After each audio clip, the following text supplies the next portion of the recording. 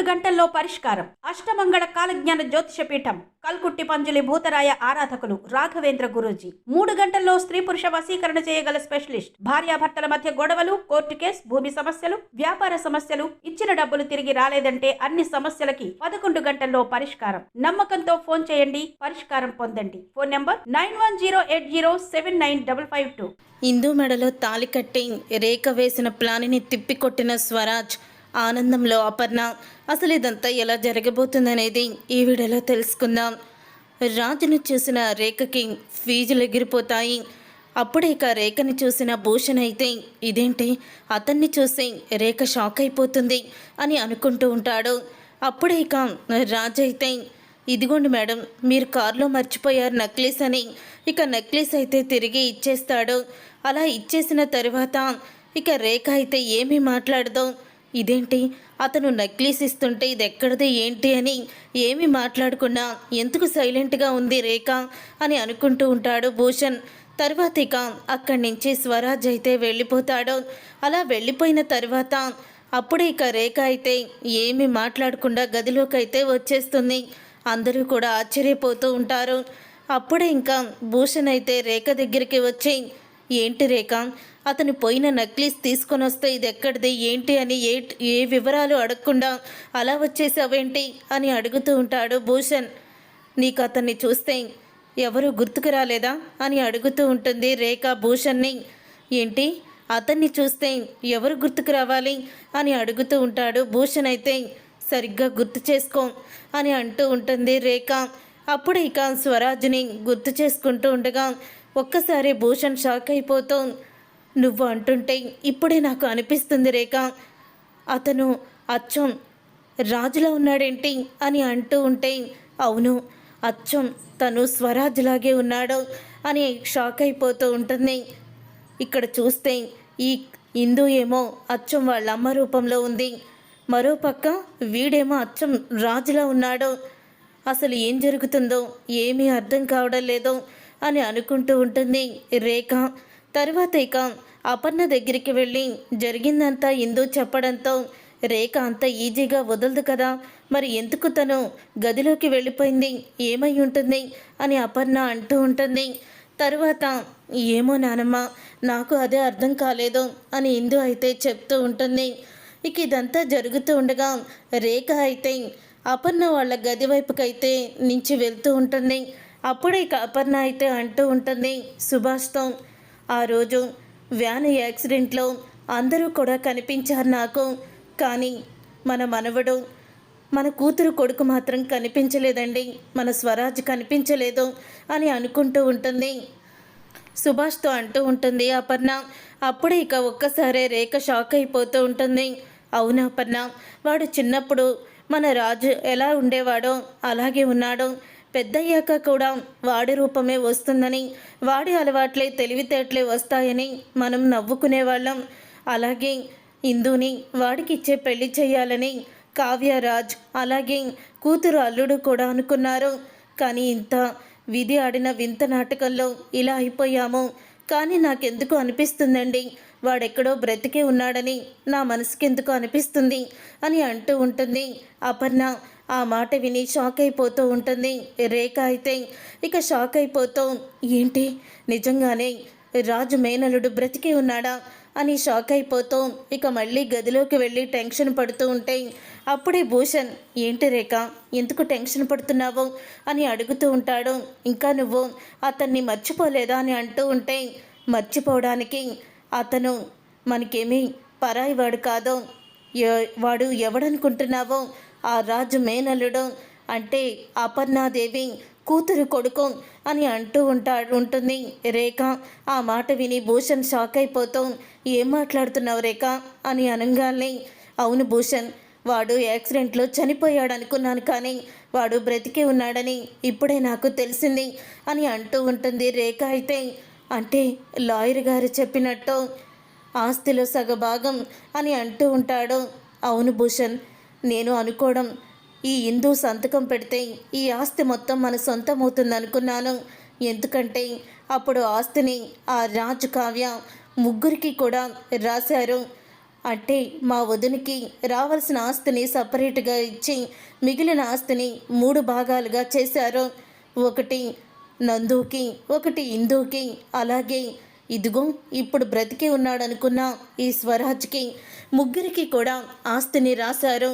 ఆ తర్వాత నందు ఇంట్లో నుంచి వెళ్ళిపోయింది. అది ఎక్కడుందో, అసలు బ్రతుకుందో లేదో కూడా ఎవరికి కూడా తెలీదు. తర్వాత ఈ ఇందో మనం చెప్పినట్టు అది బొమ్మలాగా కీయిస్తే ఆడుతుంది. మనం ఎక్కడ సంతకాలు పెట్టమంటే అక్కడ సంతకాలు పెడుతుంది అది.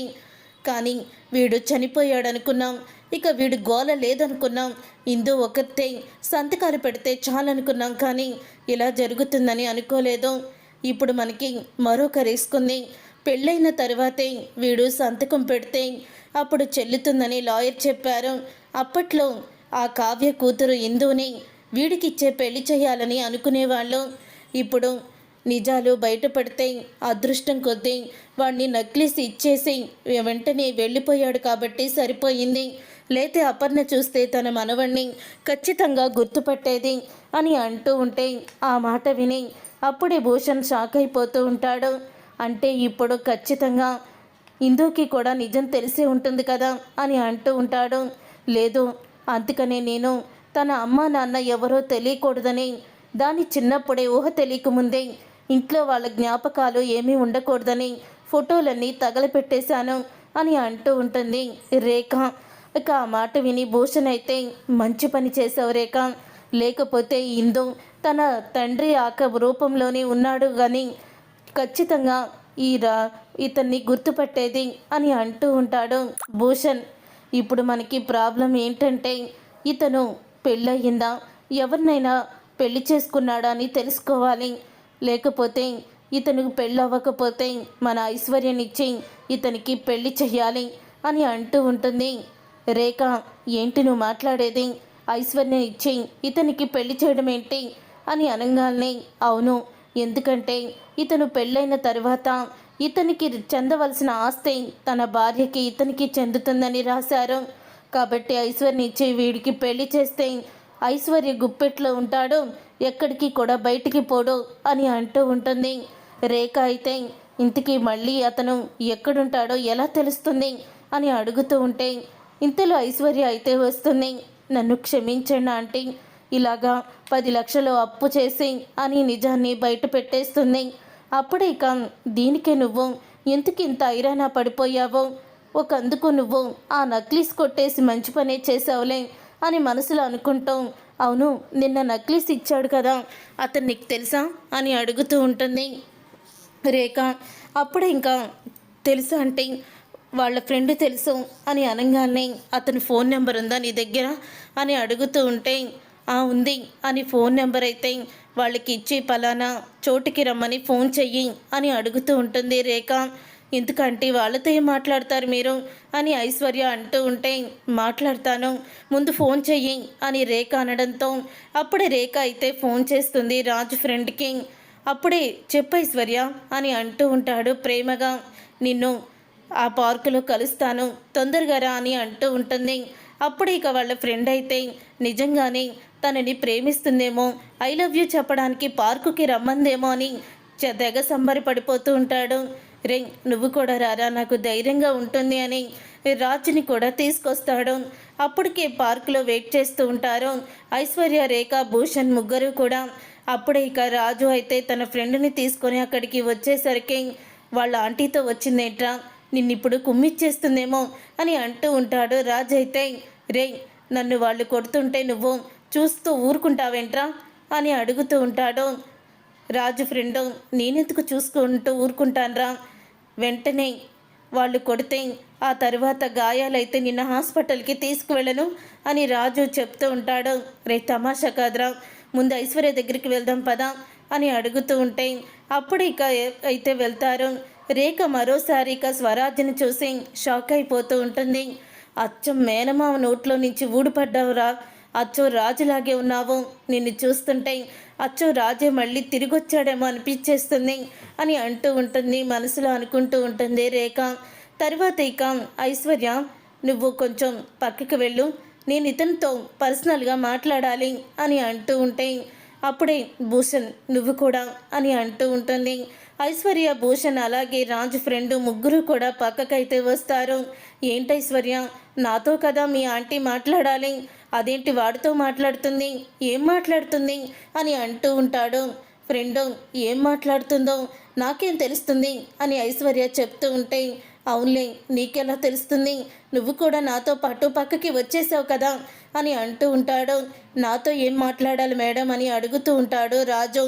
అప్పుడే రేఖ అయితే, నేను చెప్పినట్టు చేస్తే నీకు నేను 10 కోట్లు ఇస్తాను అని అంటూ ఉంటుంది రేఖ.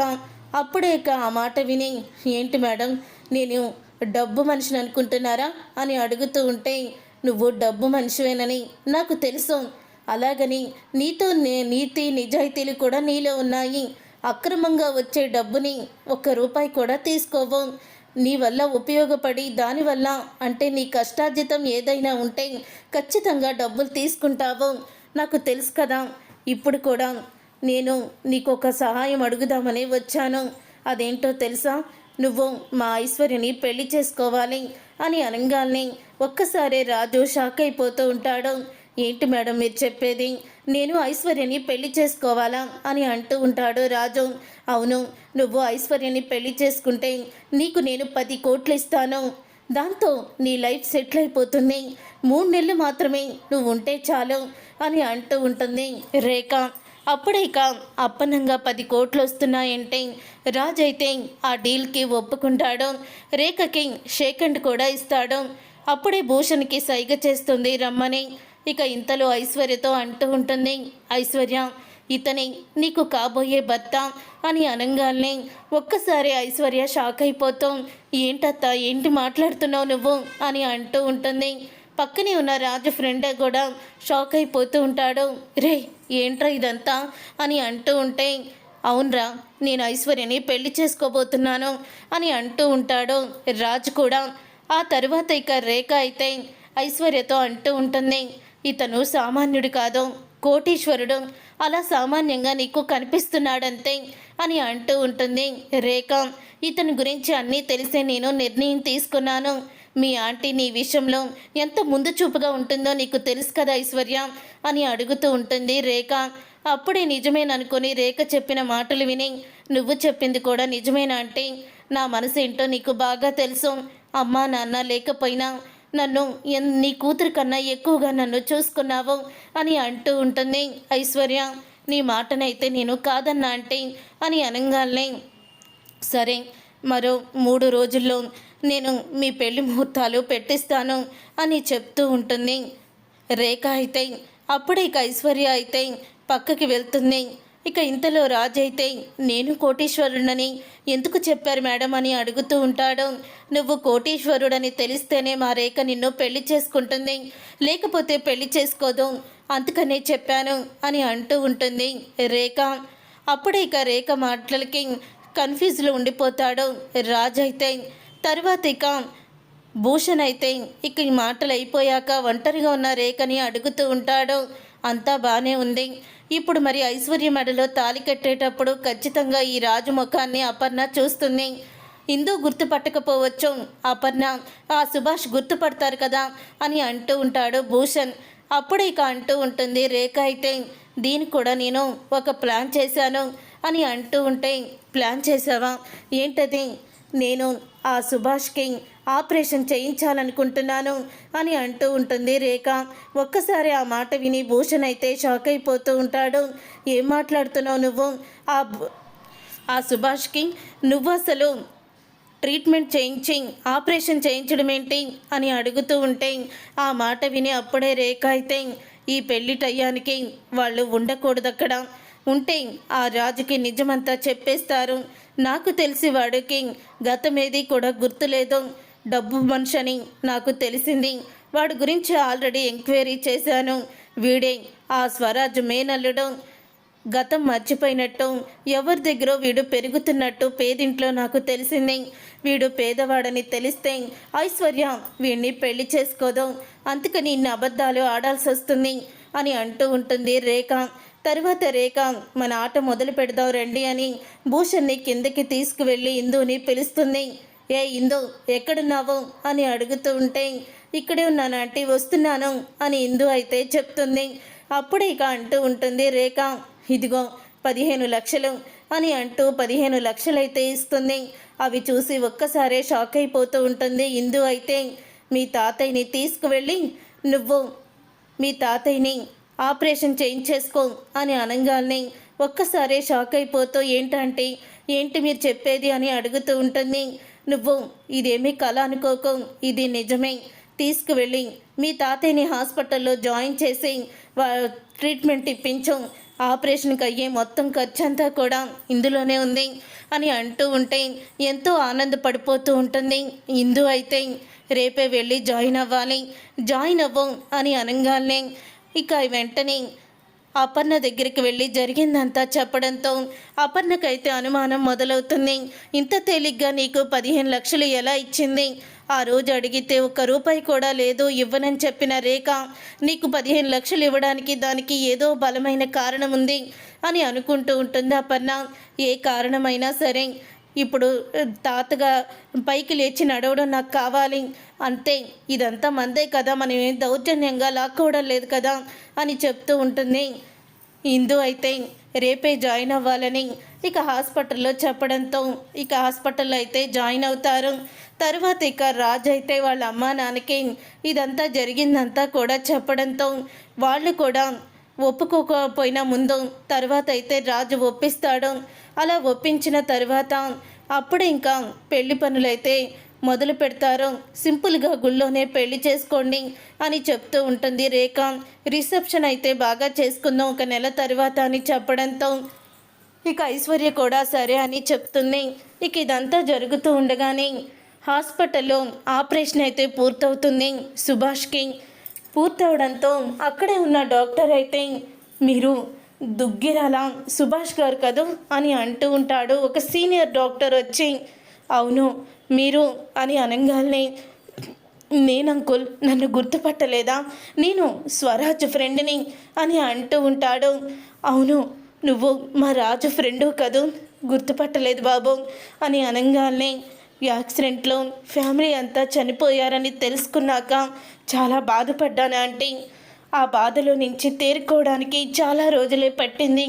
ఎందుకంటే ఈరోజు నేను ఇలా ఉన్నానంటే రాజే కారణం. కానీ ఇప్పుడు రాజ్ మా ముందు లేడు, కానీ రాజు జ్ఞాపకాలు ఎన్నో నా దగ్గర ఉన్నాయి.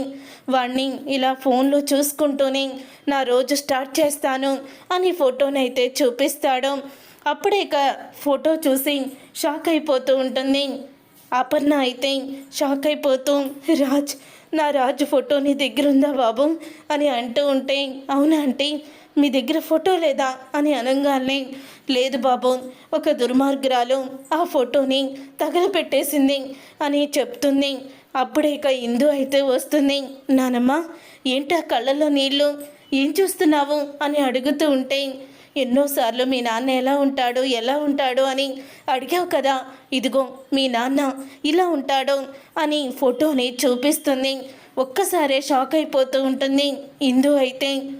అదేంటి నానమ్మ అచ్చం నాన్నలాగే ఉండే, నేను ఒక అతన్ని చూశాను అని అంటూ ఉంటే నేను రోజు గొడవ పడేదాన్ని, అలాగే ఇప్పుడు మన ఐశ్వర్యని పెళ్లి చేసుకునేది కూడా ఇతనే అని అంటూ అదే నాన్న రూపంలో ఉన్న అతనే అని అంటూ నిజాన్ని చెప్తుంది. అప్పుడే ఇక ఆ నిజం తెలుసుకొని షాక్ అయిపోతూ ఉంటుంది అపర్ణ. ఇప్పుడు అర్థమైందండి ఆ రేఖ ఎందుకు ఇదంతా చేస్తుందో, మనల్ని ఎందుకు తప్పించిందో మనకి తెలిసింది. లాయర్ గారు చెప్పారు స్వరాజ్ బ్రతుకుంటే సగం ఆస్తి స్వరాజ్ పేరు మీద ఉందని చెప్పారు. అతను పెళ్లి చేసుకున్నాకే ఆస్తి ఎవరికైనా ఇవ్వడానికి చెల్లుతుంది కూడా అన్నారు.